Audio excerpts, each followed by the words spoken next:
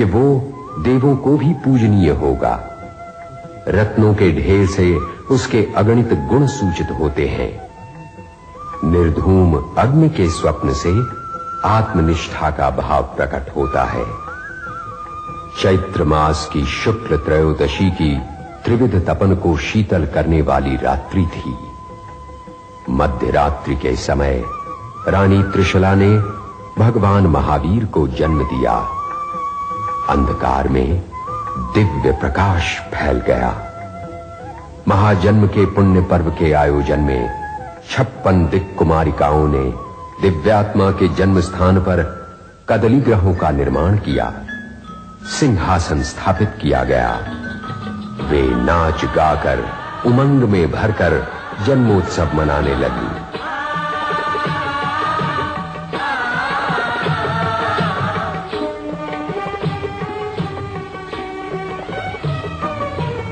प्रभु के अवतीर्ण होने से यह धरती मंगलमय बन गई। दूर स्वर्ग और पाताल लोक के तमाम इंद्रों के सिंहासन डोल उठे।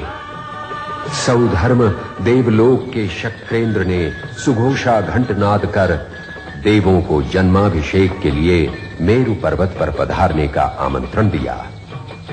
माता त्रिशला को अब स्वापिनी विद्या से निद्राधीन करके शक्रेंद्र ने अपने 5 रूपों को प्रकट करके प्रभु सहित मेरु पर्वत की ओर प्रयाण किया।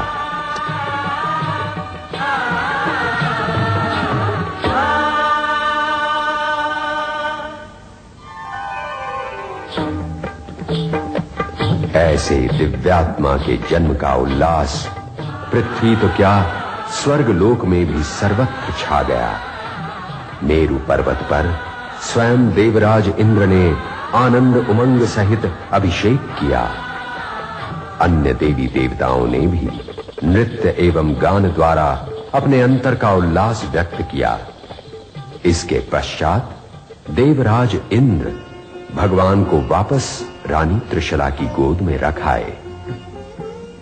कुमार वर्धमान का बालपन अपार ऐश्वर्य में बीतने लगा। पूर्णिमा के चंद्र सा मुख, अष्टमी के चंद्र सा भाल, केश जैसे अमावस्या की रात, कजरारी आंखों में चमचमाते सितारे और कुंदन बरन कपोलों पर सदा खेलते खंजन। राजा रानी के प्यार दुलार में बालक वर्धमान देखते ही देखते 1 वर्ष के हो गए। माता पिता ने धीरे धीरे हाथ पकड़कर चलना सिखाया।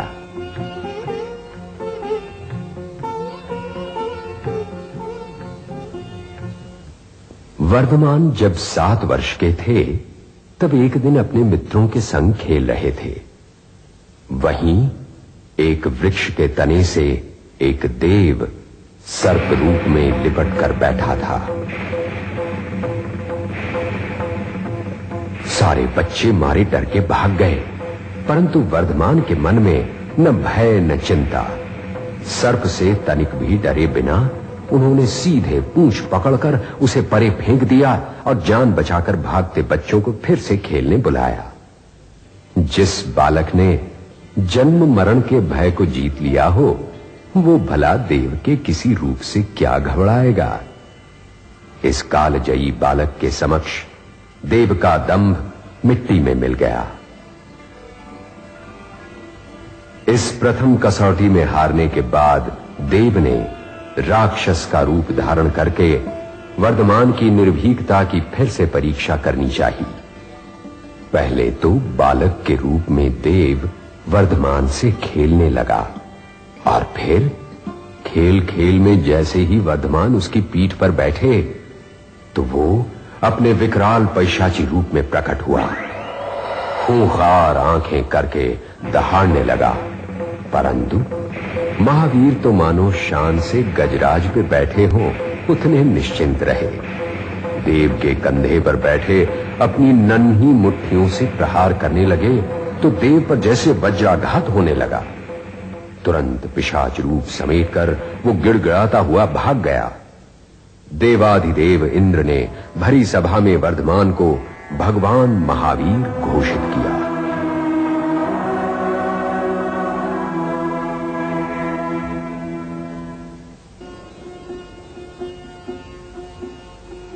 8 वर्ष पूर्ण होते ही राजकुमार वर्धमान को विद्योपार्जन के लिए पाठशाला में भेजा गया।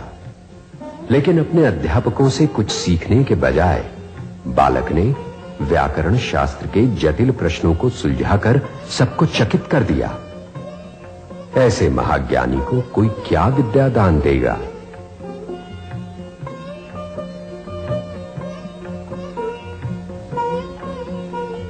क्षत्रिय कुंड ग्राम गीत संगीत से गूंज उठा, मंगलगान होने लगा।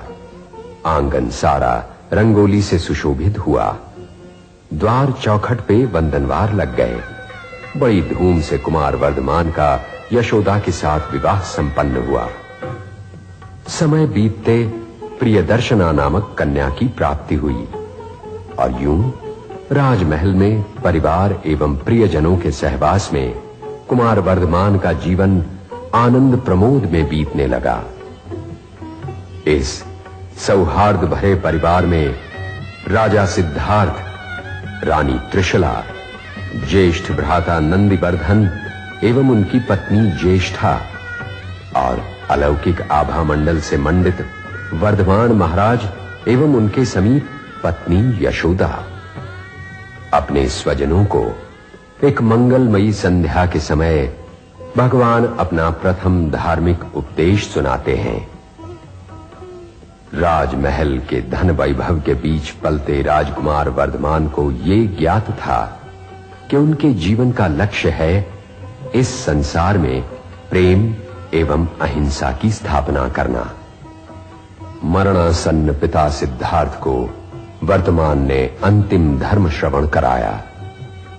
पिता के निधन के बाद भ्राता को राज संभालने का अनुरोध किया और स्वयं जल कमलवत निर्लिप्त रहे। 28 वर्ष की आयु में राजकुमार वर्धमान ने अपने ज्येष्ठ भ्राता नंदिवर्धन से संसार त्याग के लिए अनुमति मांगी। नंदिवर्धन ने कहा, मेरे प्रिय वर्धमान, पिता के वियोग का घाव अभी ताजा है। कृपा करके 2 वर्ष रुक जाओ, बाद में धूमधाम से विदा करूंगा। राजकुमार वर्धमान ने बड़े भ्राता का अनुरोध शिरोधार्य किया।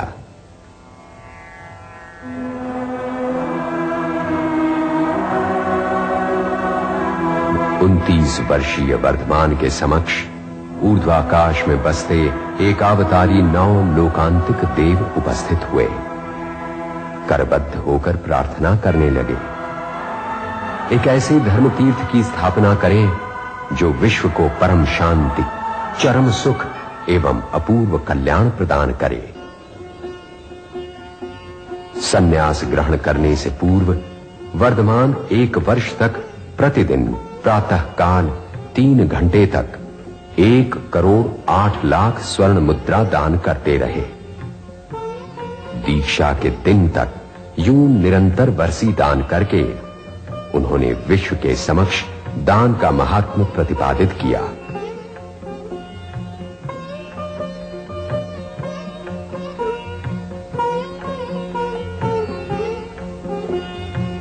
आह्लादकारी शरद ऋतु में मार्गशीर्ष माह के कृष्ण पक्ष की दशमी को मध्याह्न के समय महावीर ने राजभवन का अंतिम त्याग किया। प्रांगण में सजी धजी चंद्रप्रभा शिविका पर आरूढ़ हुए। परिवार की महिलाओं ने उनके सिर पर छत्र धारण किया। इंद्रादिक देवों ने पालकी उठाई। मार्गशीर्ष माह वदी दशमी का पावन दिवस था। वर्धमान ने 5 मुष्टि से अपने सिर के केश उखाड़ लिए। 1 मुष्टि से दाढ़ी एवं मूछें उखाड़ ली। क्षण भर में भवन को वन तथा वन को भवन बना दिया। निश्चय ही वर्धमान ने एक डग में अपने आप पर विजय प्राप्त